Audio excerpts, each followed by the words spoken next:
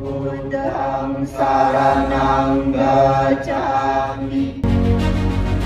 Bukan di adha boleh sabuk kalah.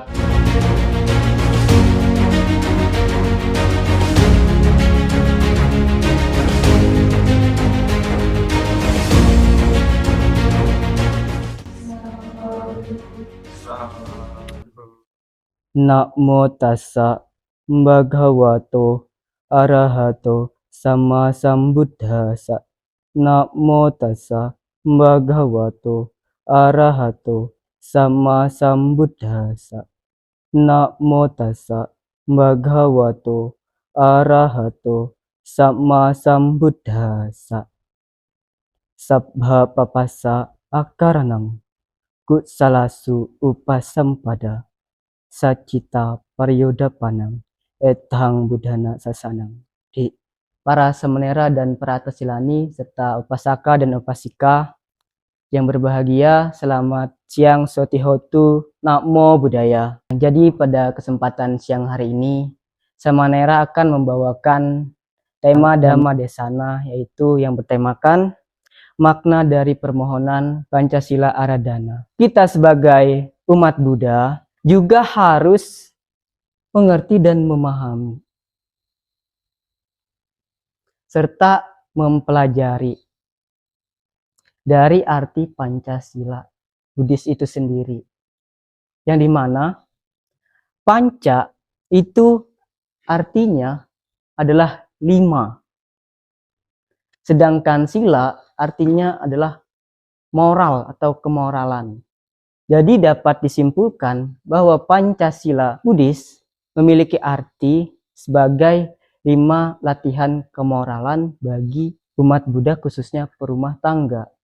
Nah, yang dimana kelima sila ini juga bertujuan untuk mendorong agar seseorang itu tidak melakukan tindakan-tindakan yang tidak sesuai dengan 5 kemoralan tersebut.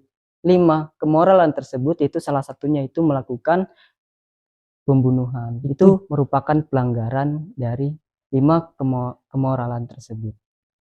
Apabila seseorang ini mampu dan dapat mempraktekkan 5 kemoralan ini dengan baik, secara benar, maka seseorang itu akan memperoleh kedamaian, kebahagiaan, serta ketenangan batin. Kebahagiaan itu sendiri diperoleh di dalam diri kita sendiri, yaitu kita tidak melakukan pembunuhan atau menyakiti makhluk lain, apalagi menyakiti teman kita sendiri, bahkan orang-orang yang terdekat kita. Dari tidak kita menyakiti, itu muncullah kebahagiaan di dalam batin kita. Kita juga dapat hidup dengan tenang, damai, tidak memiliki rasa takut, tidak gelisah. Bahkan yang lebih mirisnya lagi itu gegana ya. Gelisah, galau, merana. Kelima, Pancasila Buddhis ini juga terdapat di dalam Cikappadana Sutta, Anguttara Nikaya kelompok 4, Sutta ke-201, yang menjelaskan bahwa ada 5 latihan kemoralan atau 5 Pancasila Buddhis. Nah, dari praktek kelima Pancasila Buddhis tersebut, apabila seseorang itu mempraktekkan dengan sungguh-sungguh, dengan benar, dan penuh kesadaran, perhatian, maka seseorang itu akan memperoleh kedamaian, ketenangan di dalam batin orang tersebut. Seseorang ini juga dapat hidup bahagia melihat orang lain bahagia. Jangan sampai melihat orang lain bahagia, kita merebut atau merampas kebahagiaan orang lain. Nah, itu justru akan bertentangan atau berlawanan dengan kelima Pancasila Buddhis tersebut. Lalu adapun juga manfaat apabila seseorang itu melaksanakan sila atau 5 kemoralan dengan baik dan benar, yang pertama manfaat itu ia memperoleh kekayaan melalui cara yang benar. Nah, seorang itu memperoleh kekayaan dengan yang benar. Apabila para samanera atau silani serta upasaka upasika sekalian ingin memperoleh harta kekayaan, maka perlulah moralnya ini juga harus baik. Moralitasnya itu harus baik. Kenapa bisa dikatakan demikian?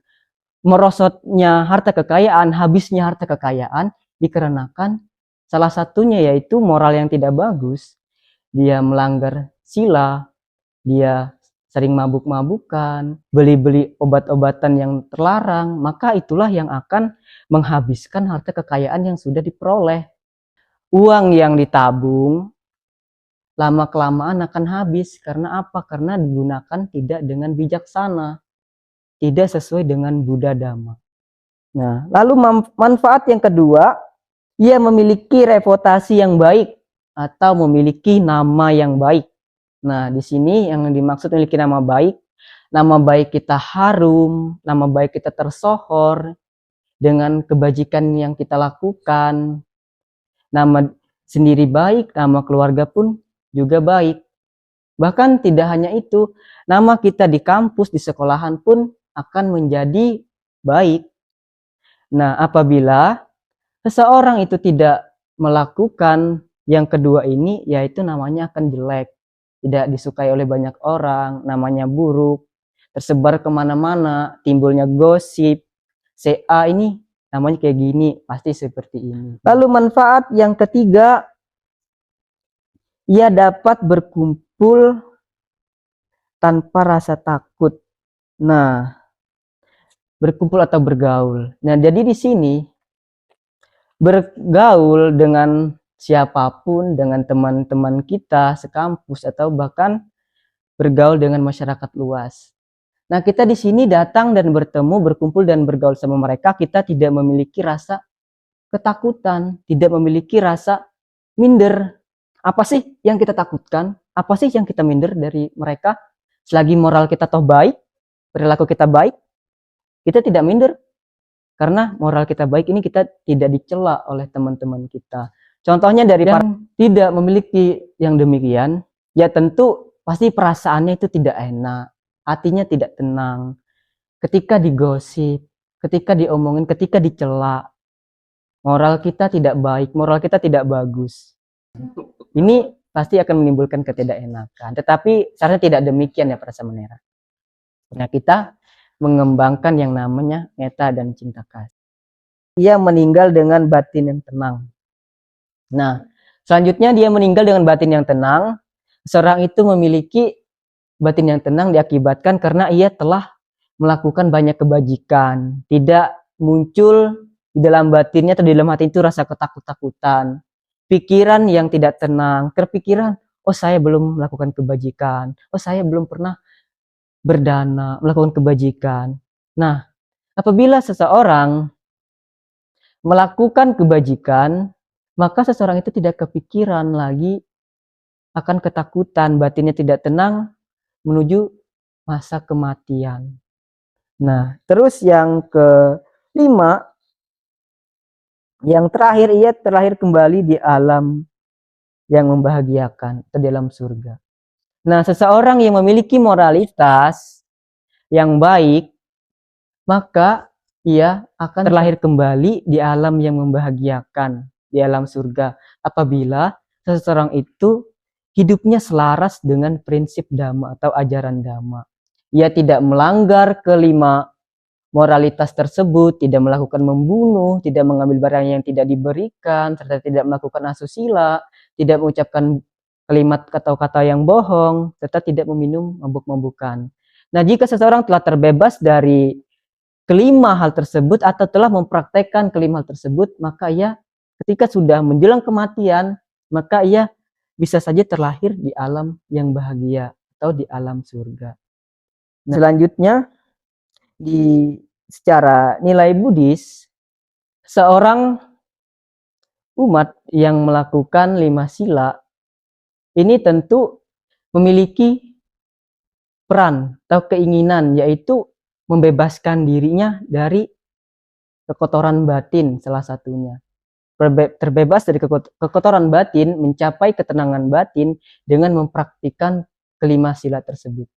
Kita sebagai umat Buddha tentunya harus mempraktekkan 5 sila tersebut dengan cara yang benar. Cara yang benar, yang baik, serta tidak melakukan tindakan-tindakan yang tercela. Hidup selaras dengan Dhamma, hidup sesuai dengan prinsip Dhamma.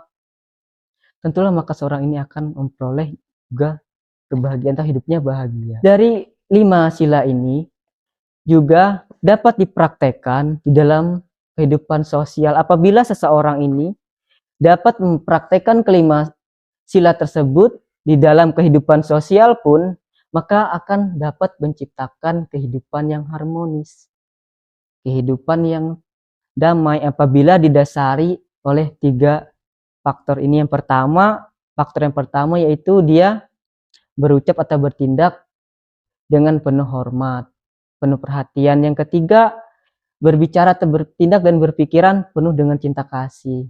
Nah, lalu selanjutnya ia menghargai orang lain. Nah, dari ketiga faktor tersebut juga akan mendorong kita membangkitkan kedamaian di dalam kehidupan sosial. Kita bahas mengenai refleksi yang kita perhatikan saat ini. Nah, kadang sering ritual ini sebagai kita mahasiswa kita anggap sebagai kalimat atau ucapan kata-kata semata, yang mana setiap permohonan sila tersebut yang kita sampaikan atau kita ucapkan itu harus berdasarkan dengan komitmen, tekad dan keinginan yang dimana kita dapat mempraktikkan dan menjalankan sila itu dengan baik. Jadi bukan semata-mata hanya sebagai rutinitas belaka. Nah, jika seseorang mempraktikkan sila ini dengan sungguh-sungguh, maka ia akan dapat melenyapkan sedikit demi sedikit kekotoran batin atau kekotoran mental. Maka itu terkadang kita juga dituntut untuk terus melatih dan menjalankan kelima moralitas ini dengan sungguh-sungguh, dengan penuh perhatian, dengan penuh keyakinan. Tekad yang kita lakukan ini benar-benar kita munculkan di dalam hati atau di dalam batin kita, menekadkan apa yang kita ucapkan itu benar-benar dapat kita praktekkan secara nyata. Tidak hanya sebagai janji-janji manis saja, tetapi ada tekad, praktek, atau bukti nyata.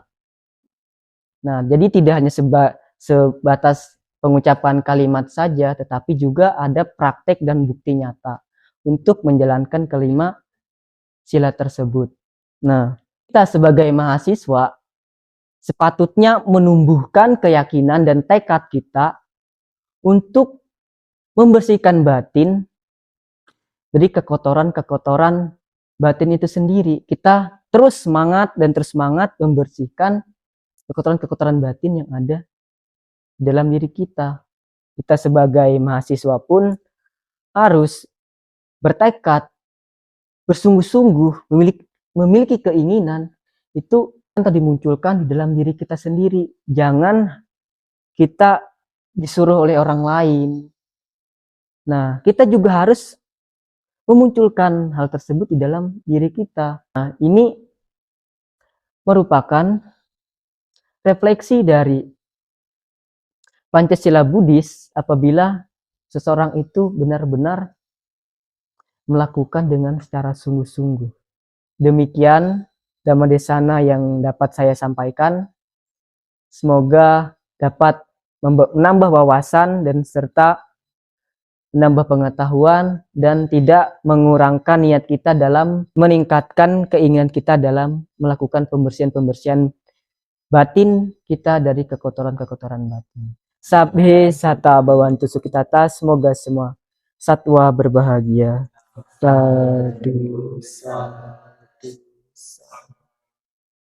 Mudah-mudahan dapat menjawab ya Kalau tidak dapat kan saya jadikan PR.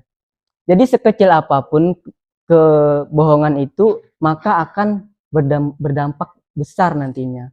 Besarnya tuh gimana? Besarnya itu ketika lambat laun yang namanya kebohongan itu pasti akan terbongkar, akan ketahuan. Sebagaimanapun kita menyembunyikan kebohongan, lama-kelamaan pasti akan terbongkar. Nah, ketika orang sudah mengetahui kebohongan-kebohongan yang sudah kita lakukan, maka orang itu lain kali tidak akan mempercayai kita lagi. Hendaknya kita jangan melakukan segala kebohongan itu walaupun kecil. Nah, adapun juga prinsip orang yang melakukan kebohongan ini, ia akan selalu menutupi kebohongan lama dengan kebohongan yang baru. Hari ini dia berbohong, besoknya dia akan berbohong lagi. Agar mengapa? Agar tidak ketahuan. Maka orang-orang yang pandai berbohong itu, dia kelihatan karakternya itu pandai ngeles, pinter bikin kata-kata, pandai berkamuflase, atau diibaratkan bunglon ya, dia akan mampu beradaptasi dengan lingkungannya. Jadi secara Buddhis kita ditekankan sesuai dengan Pancasila yang keempat itu kita berusaha dan bertekad untuk tidak melakukan kebohongan. Nah, maka hal itu hendaknya jangan sampai kita melakukan kebohongan. Maka jika kita terus melakukan hal demikian, maka kita akan berlarut-larut dan berulang-ulang akan menutupi kebohongan baru dengan kebohongan yang lama. Jadi dapat saya tegaskan lagi, tidak ada berbohong itu demi kebaikan. Secara Buddhis, ajaran Buddha Dhamma tidak ada. Ya, namanya kebohongan, kejahatan, ya tetap kejahatan. Ya, satu kali orang menilai itu hitam, maka akan tetap hitam, tidak putih. Sekali orang mengatakan itu buruk, itu jahat, maka tetap demikian adanya. Demikian, semoga bisa dimengerti ya. Kalau masih kurang nanti saya jadikan PR lagi.